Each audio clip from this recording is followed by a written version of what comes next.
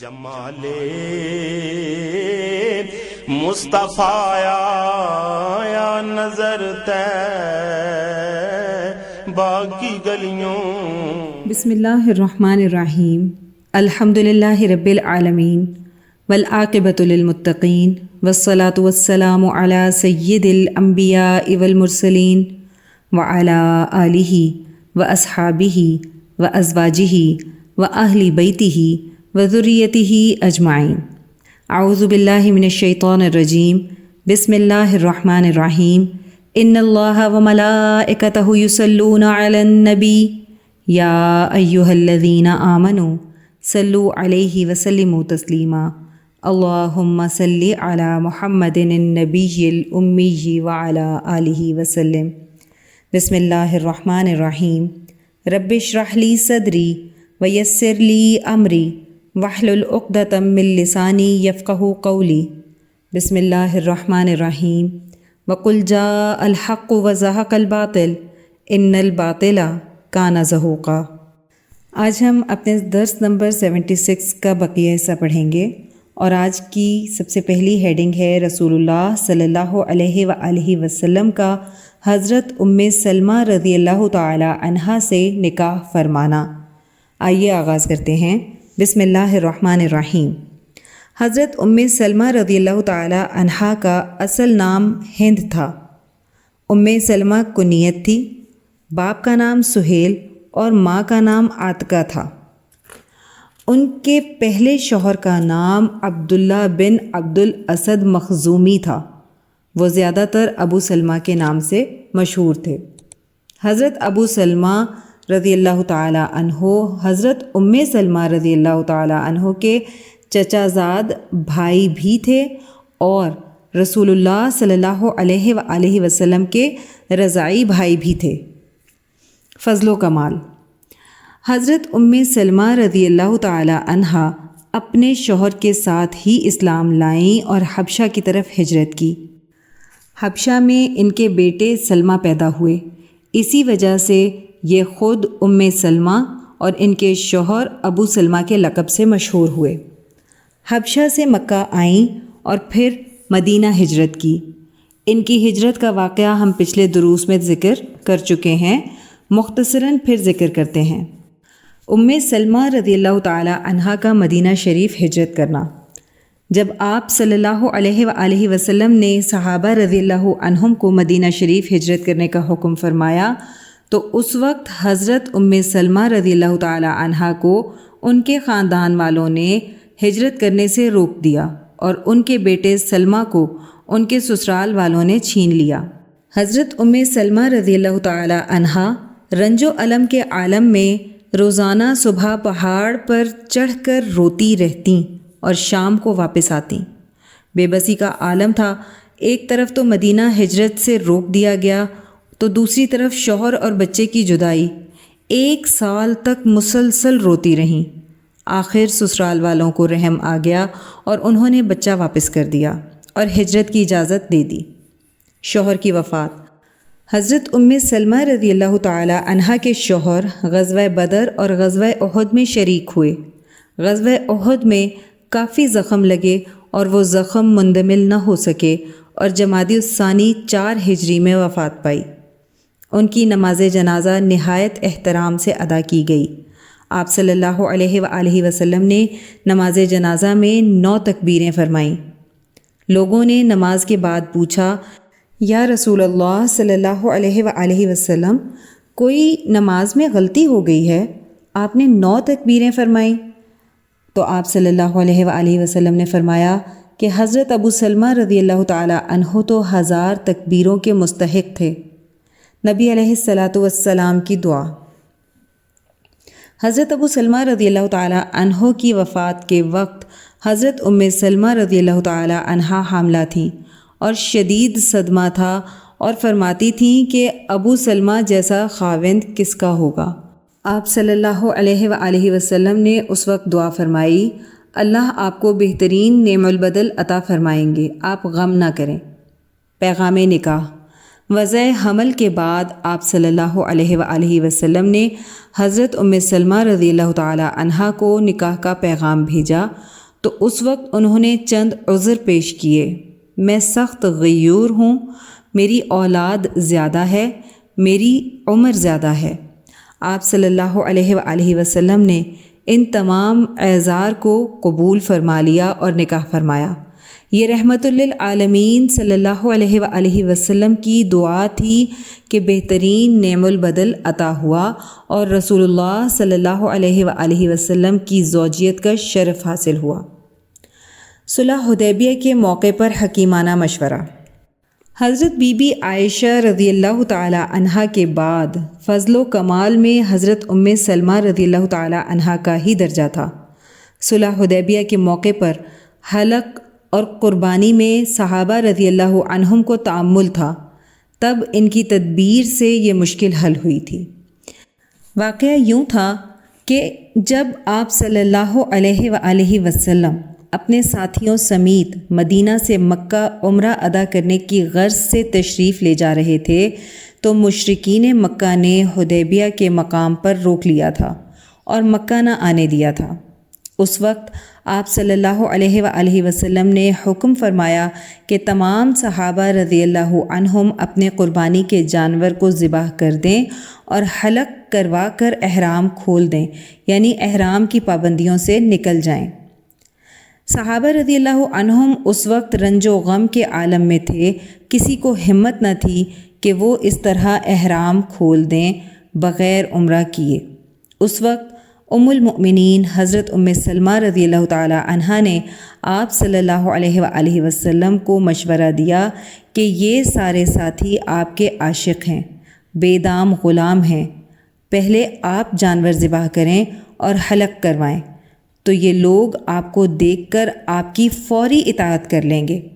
آپ صلی اللہ علیہ وآلہ وسلم نے ویسا ہی کیا جیسا ام سلمہ رضی اللہ تعالی عنہا نے کہا۔ دیکھا گیا کہ سارے صحابہ رضی اللہ عنہم نے خوشی خوشی جانور ذبح کیے اور حلق کروایا۔ تمام ازواج مطہرات رضی اللہ عنہن میں سب کے بعد حضرت ام سلمہ رضی اللہ تعالی عنہا نے وفات پائی۔ وفات کے وقت ان کی عمر 84 سال تھی۔ مناقب حضرت ام سلمہ رضی اللہ تعالی عنہا۔ نیکسٹ ہیڈنگ ہے، جب رسول اللہ صلی اللہ علیہ وآلہ وسلم آرام فرما رہے ہوتے تو اس وقت حضرت ام سلمہ رضی اللہ تعالی عنہا محبت سے محبوب آقا صلی اللہ علیہ وآلہ وسلم کی پیشانی مبارک سے پسینہ مبارک پونچھ کر ایک شیشی میں محفوظ کر لیا کرتی تھیں۔ ایک روز کسی لڑکی کی شادی تھی، جب اس کو حضرت ام سلمہ رضی اللہ تعالی عنہا کی خدمت میں لایا گیا تو آپ نے شیشی سے تھوڑا سا پسینہ مبارک نکال کر اس لڑکی کے بدن پر لگایا۔ جب تک وہ لڑکی زندہ رہی اس کے بدن سے خوشبو آتی رہی۔ جب اس کے بطن سے ایک لڑکی پیدا ہوئی تو اس بچی میں بھی وہی خوشبو آتی تھی، یہاں تک کہ ساری اولاد میں یہ خوشبو قائم تھی، اس لیے اس خاندان کا نام عطار پڑ گیا تھا۔ ایک مرتبہ حضرت ام سلمہ رضی اللہ تعالی عنہا کو محبوب صلی اللہ علیہ وآلہ وسلم کے چند موئے مبارک یعنی بال مبارک مل گئے۔ انہیں آپ نے چاندی کی ڈبیا میں سنبھال کر رکھ لیا۔ جب کسی صحابی رضی اللہ عنہ کو کوئی تکلیف یا بیماری لاحق ہوتی تو وہ آپ کے پاس آتے، آپ پانی کے پیالے میں موئے مبارک یعنی بال مبارک ڈال کر ہلاتی، لہٰذا ان کی برکت سے وہ تکلیف دور ہو جاتی اور بیماری ختم ہو جاتی۔ اس کے بعد ہمارے پاس ہے سلسلہ ترغیب و ترہیب، اور اس کا عنوان ہے اللہ سبحانہ و تعالی سے محبت کرنے والے بندے۔ پچھلے درس کے آخر میں یہ بات بتائی گئی تھی کہ قرآن کی تلاوت کا حق یہ ہے کہ یہ اللہ کا کلام ہے اور رسول اللہ صلی اللہ علیہ وآلہ وسلم اس کا عملی نمونہ ہے۔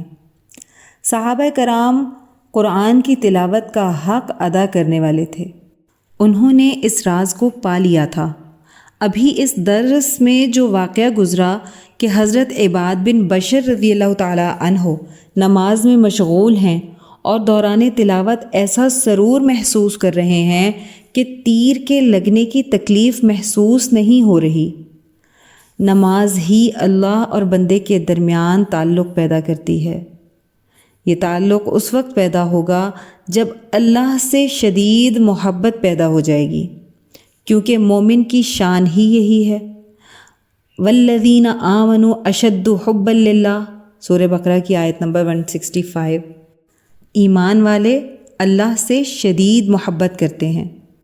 اللہ سبحانہ و تعالی جب اپنے محبوبوں کو دیکھتے ہیں کہ وہ مجھ سے شدید محبت کرتے ہیں تو اپنے دوستوں کے دلوں کی دنیا کے بناؤ سنگھار اور تر و تازگی کی طرف سے توجہ ہٹا دیتے ہیں، اپنے دامن سے چمٹا لیتے ہیں اور ان کے باطن کو اپنے دربار سے جوڑ دیتے ہیں، چاہے وہ جلوت میں ہوں یا خلوت میں۔ پھر اللہ تعالیٰ ان کو اپنی عزت کے بچھونے پر معتکف ہونے کے لیے خاص کر دیتے ہیں۔ معتکف ہونا یعنی دنیا سے منقطع ہو کر اللہ کی عبادت کرنا۔ جیسے تکبیر تحریمہ کا کیا مطلب ہے؟ اس کا مطلب یہ ہے کہ ہر چیز کو حرام کر دینا۔ اللہ اکبر، صرف اللہ بڑا ہے، وہی میرا محبوب ہے۔ ایسا شخص اللہ تعالیٰ کے ہاں معزز بن جاتا ہے۔ جب بندہ اپنے آپ کو اللہ تعالیٰ کے لیے خاص کر لیتا ہے تو اللہ تعالیٰ اس شخص پر اپنی صفات اور اسماء کی تجلی ڈالتے ہیں، جیسے علیم، خبیر، لطیف، ودود، غفور وغیرہ، یہاں تک کہ ان کے دل اللہ کی معرفت سے چمکنے لگتے ہیں۔ ایسے لوگ عارف باللہ کے مقام تک پہنچ جاتے ہیں۔ قرآن مجید میں ہے، اللہ تعالیٰ نے فرمایا وَمَا خَلَقْتُ الْجِنَّ وَالْإِنسَ إِلَّا لِيَعْبُدُونَ، میں نے جن اور انسان کو اپنی عبادت کے لیے پیدا کیا۔ مفسرین فرماتے ہیں لیعبدونی کے معنی لیعرفونی کے ہیں، یعنی اللہ نے جنوں اور انسانوں کو اپنی پہچان کے لیے پیدا کیا۔ اب پہچان کیسے حاصل ہوئی؟ جب اللہ کی صفات اور اسماء کی تجلیات کا نزول ہوا تو اس تجلی اور نور سے اللہ کی پہچان حاصل ہوئی۔ اسماء اور صفات کی تجلیات کا نور حاصل کرنے کے لیے عشق الہی کا ہونا لازم ہے۔ عشق الہی عشق رسول صلی اللہ علیہ وآلہ وسلم کے بغیر حاصل ہو ہی نہیں سکتا، کیونکہ یہ دونوں لازم و ملزوم ہیں۔ اللہ سے عشق کرنا رسول اللہ صلی اللہ علیہ وآلہ وسلم نے ہی سکھایا۔ آپ صلی اللہ علیہ وآلہ وسلم یہ دعا مانگا کرتے تھے، اللہم ارزقنی حبک وحب من احب وحب ما یقربنی الی حبک واجعل حبک الی من الماء البارد۔ اے اللہ، مجھے اپنی محبت عطا کر اور جو تجھ سے محبت کرتے ہیں ان کی محبت عطا کر، اور اس عمل کی محبت عطا کر جو مجھے تیرے قریب کر دے، اور اپنی محبت کو میرے نزدیک ٹھنڈے پانی سے بھی زیادہ محبوب بنا دے۔ آمین ثم آمین۔ اللہ پاک ہم سب کے لیے بھی یہ دعا قبول و منظور فرما لیں، اور اللہ تعالیٰ ہمیں اپنی ایسی محبت عطا فرما دیں جو دنیا کی ہر چیز اور ٹھنڈے پانی سے بھی زیادہ محبوب ہو جائے۔ آمین ثم آمین۔ یہاں ہمارا درس نمبر 76 مکمل ہو گیا۔ آئیے دعا کر لیتے ہیں۔ اللہم صلی علی محمد النبی الامی وعلی آلہ وسلم۔ یا اللہ، ہماری اس ادنا سی کوشش کو قبول و منظور فرما لیں اور اس کو ہماری بخشش کا ذریعہ بنا دیں۔ اس کو قیامت تک امت کے لیے ہدایت اور عشق نبی صلی اللہ علیہ وآلہ وسلم کا ذریعہ بنا دیں۔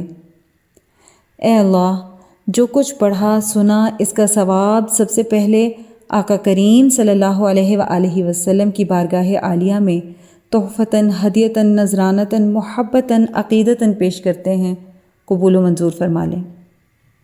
یا اللہ، نبی کریم صلی اللہ علیہ وآلہ وسلم کی برکت اور وسیلہ جمیلہ سے اس کا ثواب تمام انبیاء کرام، خلفائے راشدین، امہات المؤمنین، اہل بیت اطہار، صحابہ کرام، صحابیات، بزرگان دین، اولیاء اللہ، شہداء، صدیقین، صالحین، مؤمنین، مؤمنات، مسلمین، مسلمات کو پیش کرتے ہیں، قبول و منظور فرما لیں۔